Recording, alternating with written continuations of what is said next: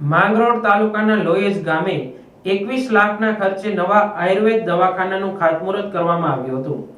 માંગરોળ તાલુકામાં પ્રથમ આયુર્વેદિક દવાખાનું લોયેજ ગામે શરૂ થવા જઈ રહ્યું છે, ત્યારે કેશોદ ધારાસભ્ય દેવાભાઈ માલમ અને માંગરોળ ધારાસભ્ય ભગવાનજીભાઈ કરગઠિયા દ્વારા ખાતમુહૂર્ત કરવામાં આવ્યું હતું। માંગરોળ તાલુકાના લોયેજ ગામે આયુર્વેદિક દવાખાનાનું ખાતમુહૂર્ત કરવામાં આવ્યું હતું। આરોગ્ય કલ્યાણ વિભાગના બીઆઈયુ ડિપાર્ટમેન્ટ દ્વારા 21 લાખના ખર્ચે નવું આયુર્વેદ દવાખાનું ઊભું કરવામાં આવશે। માંગરોળ વિસ્તારમાં સરકાર દ્વારા આયુર્વેદિક દવાખાનાનો વધુ ઉપયોગ કરી લોકોનું સ્વાસ્થ્ય નિરોગી રહે તેવા પ્રયત્નો કરવા માટે આયુર્વેદિક દવાખાનાનું ખાતમુહૂર્ત કરવામાં આવ્યું છે, જેનો લોકો વધુ પડતો ઉપયોગ કરે અને એલોપેથિક દવાથી દૂર રહે તેવા પ્રયત્નો સરકાર દ્વારા કરવામાં આવ્યા છે।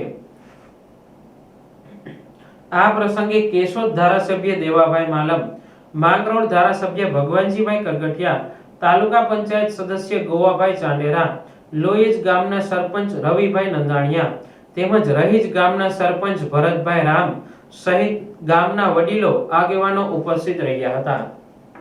આ લોજ ગામે આજે આયુર્વેદિક દવાખાનાનું ખાતમુહૂર્ત કરવામાં આવ્યું છે। આ ખાતમુહૂર્તમાં માંગરોળ માળિયાના ધારાસભ્ય ભગવાનજીભાઈ, તાલુકા પંચાયતના સભ્ય ગોવાભાઈ, ગામના સરપંચ રવિભાઈ અને ગામના તમામ આગેવાનો આ ખાતમુહૂર્તમાં હાજર રહ્યા અને 28 લાખને આ પ્રજાલક્ષી આયુર્વેદિક દવાખાનું ખાતમુહૂર્ત કરવામાં આવેલ છે।